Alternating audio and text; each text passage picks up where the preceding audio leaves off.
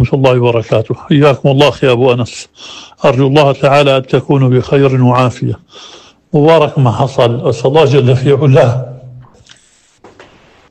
أن يعيد للشام عزة وتمسكها بدين الله وانتشار السنة بين أهلها، وهذا هو موقع سوريا في سنة الله في شرعه وكونه، لكن وقع الانحراف بأسباب ولا تخفى عليكم فأنتم أعرف مني بها. نصيحتي أن ترجعوا للبلاد، فالذي بإذن الله تعالى الذي يجري في سوريا مؤشر لتمكن من دعوة الناس وحريات الناس وما شابه، والطمأنينة ويعني التركيز على عدم الاعتداء وعلى خلاف ما كان في العهد الأول. هذا هو الدارج الآن والنغمة الموجودة، وأظنها ستتمكن سوريا من ذلك في هذه الفترة، والله تعالى أعلم.